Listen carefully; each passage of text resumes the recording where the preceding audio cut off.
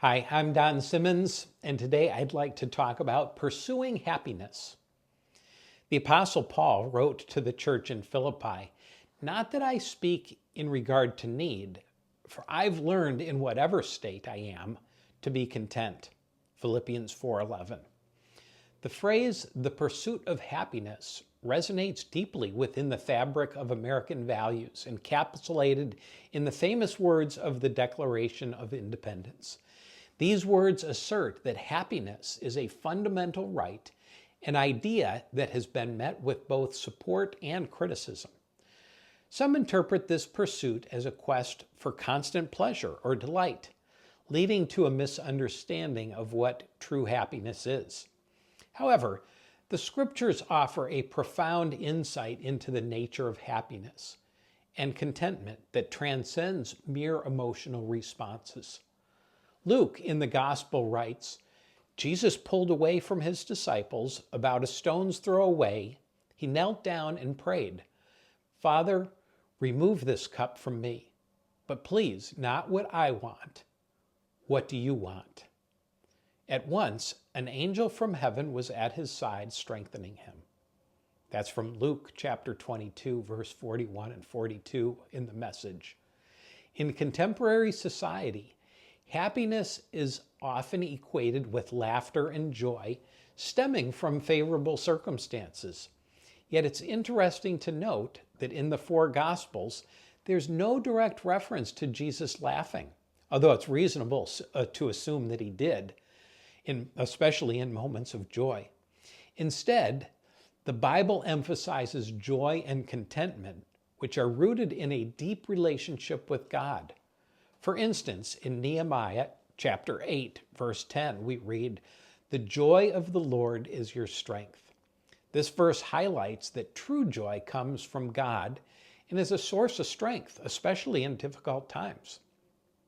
Contentment, as expressed in Philippians 4:11, is about finding peace and satisfaction in God's will, regardless of one's external circumstances. Jesus exemplified this in the Garden of Gethsemane, where he faced immense sorrow yet submitted to the Father's plan, illustrating that true contentment is found in surrendering to God's will. Luke 22:41. The Apostle Paul, who wrote the aforementioned verse, experienced various trials and tribulations, yet maintained a heart of gratitude and satisfaction, emphasizing that our circumstances don't dictate our contentment.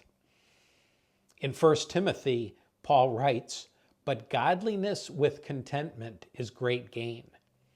This signifies that the pursuit of godliness, living a life aligned with God's principles, coupled with contentment, leads to immense spiritual wealth.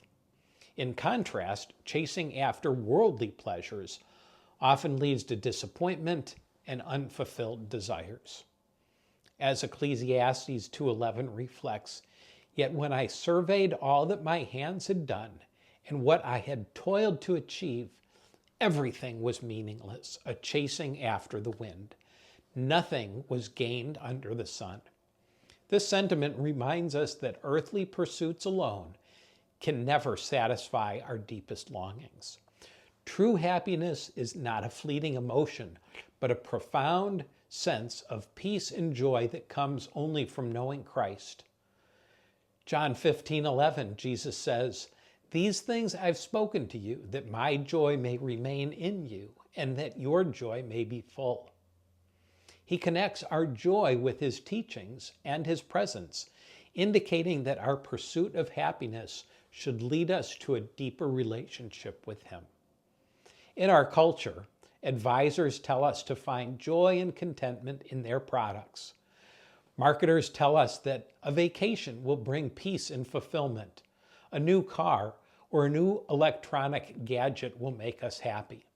But we all know that these things don't ever satisfy.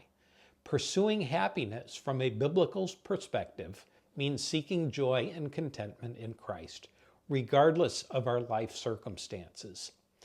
As we cultivate our relationship with him, we can find lasting joy that surpasses mere emotional highs. Let's strive to align our hearts with God's will, knowing that in doing so, we experience the fullness of joy and the peace that comes from being content in Him.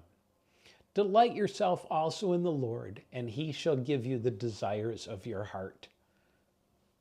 If you find yourself struggling with discontent, remember the wisdom of Charles Spurgeon, who said, "If you are not content with what you have, you would not be satisfied if it were doubled." I hope you enjoyed this video. If you did, click subscribe, and please share it with a friend.